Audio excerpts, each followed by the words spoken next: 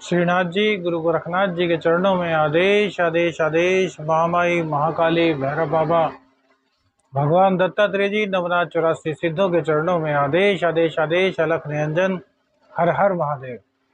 मैं अष्टोशावर मित्र आप सभी का स्वागत करता हूं, आप सभी का अभिनंदन करता हूं। आज नवरात्रों के ऊपर एक बहुत ही विशेष जानकारी देंगे भैया। एक ऐसी गलती जो आप सभी लोग करते हैं, कन्या राशि वालों के लिए खास तौर पर यह गलती काफ़ी भारी पड़ती है। देखिए क्या है कि श्राद्ध पक्ष में कोई भी नया सामान नहीं खरीदा जाता, यह सबको पता है। कोई 1% लोग ऐसे होंगे जो इस वक्त कोई नया सामान खरीदते हैं, घर की आवश्यक वस्तुओं को छोड़ करके बता रहे हैं। सोफा, फ्रिज, बेड आदि ये सब चीज़ें नहीं खरीदी जाती, क्योंकि पितृपक्ष क्या है कि एक बहुत बड़ा पितरों के निमित्त एक पर्व है, जिसमें कि हम अपने पितरों को याद करते हैं। इस दौरान हमारे पितरों के कण हमारे घरों में आते हैं। उसके बाद नवरात्रि का शुभारंभ होता है और नवरात्रि में सभी लोग नई चीज़ें लाते हैं और उनका प्रयोग करते हैं। तो क्या आप जानते हैं यहाँ भी कोई ना कोई एक गलती हो रही है जो कि आप अनजाने में कर रहे हैं और जिसका खामियाजा आपको पूरे साल कहीं ना कहीं भुगतना पड़ता है। ये नवरात्रे क्या है? देखिए कहा गया है नो नोरते देवी के 16 कनागत पितरों के। एक भजन भी है, आई सांझी खोल द्वार पूजन आई तेरे द्वार। तो इस भजन में जो चीज है वो कितनी बड़ी है कि 16 दिन पितरों के हैं और 9 दिन माता रानी के हैं। तो इन 9 दिनों पर पूरा अधिकार महामाई जगत जननी का होता है।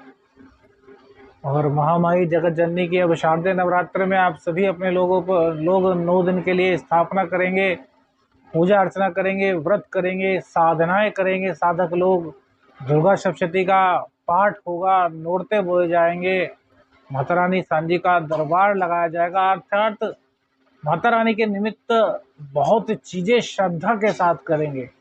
और इसी श्रद्धा के बीच एक कमी कहीं ना कहीं दिखाई देती है।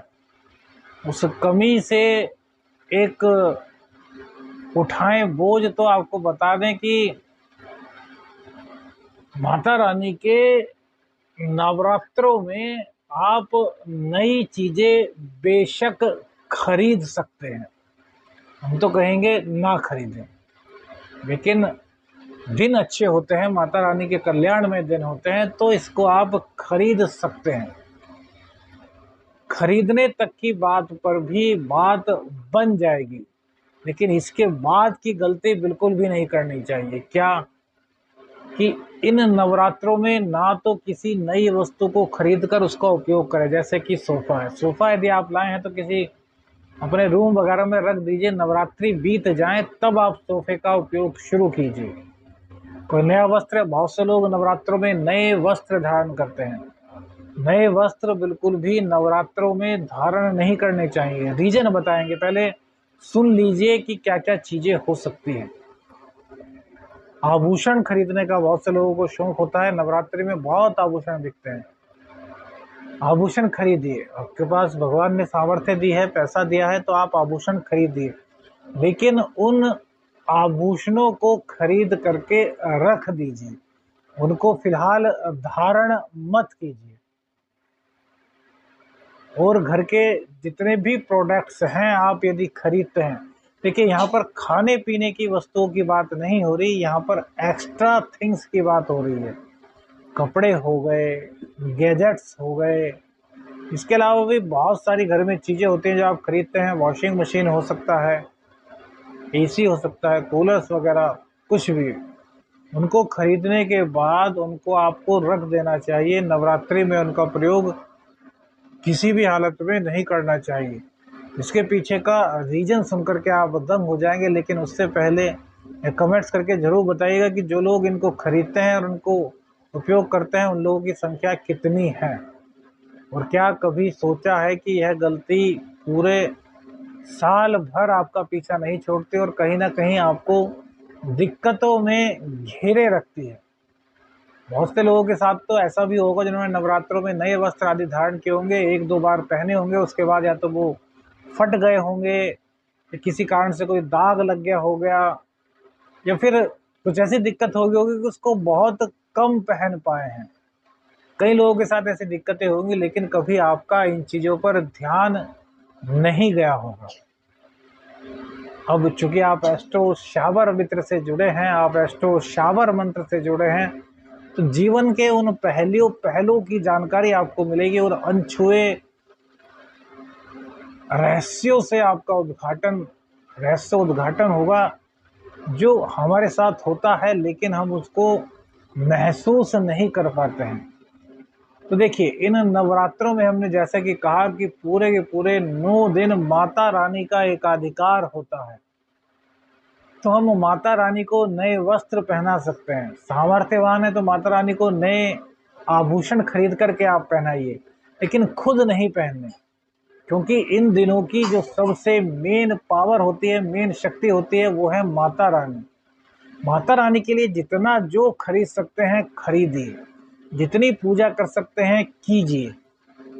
माता रानी के निमित्त पूजा पाठ से संबंधित जितनी चीजें आपको खरीदनी है खूब खरीदिए, लेकिन खुद अपने लिए नई वस्तु खरीदकर उनका प्रयोग बिल्कुल भी मत कीजिए। और हम तो कहें कि नवरात्रि में कोई भी ऐसा सामान जो कि माता रानी से इतर हो, अर्थात आपके घर के गैजेट्स हों और बहुत सारी चीज़ें हों, आपको नहीं खरीदनी चाहिए। खरीदेंगे तो उस पर कोई ना कोई बैठ जाएगा, उसको यूज़ कर लेगा। बच्चे होते हैं, कहाँ मानते हैं। तो यहाँ कहीं ना कहीं माता रानी की इतनी भक्ति करने के बाद भी आपको उनकी पूरी कृपा प्राप्त नहीं होगी। अब आप कहेंगे क्या माता रानी को ये चीज़ें चाहिए? नहीं भैया, माता रानी तो स्वयं देने वाली है, उनको कुछ नहीं चाहिए। बात यहाँ पर यह आती है श्रद्धा की, जो सुप्रीम पावर है, जब उनके दिन इस दिनों हैं, पूरा साल आपको दिया है माता रानी ने, खूब खरीदिए, खूब पहनिए, खूब ओढ़िए, खूब यूज कीजिए। इन 9 दिनों में आप किसी भी तरीके से माता रानी से अलग हटके अपने लिए कोई चीजें मत खरीदिए। जो लोग खरीदते हैं वो कमेंट्स करके जरूर बताइए, और जो दिक्कतें हमने बताई हैं वो दिक्कतें भी यदि उनके साथ हुई हैं तो कमेंट्स करके जरूर हमें बताइए, क्योंकि एक ऐसा पहलू है जो आपको कहीं पर भी किसी भी तरीके से नहीं मिलने वाला। एक बहुत ही सेंसिटिव पहलू है।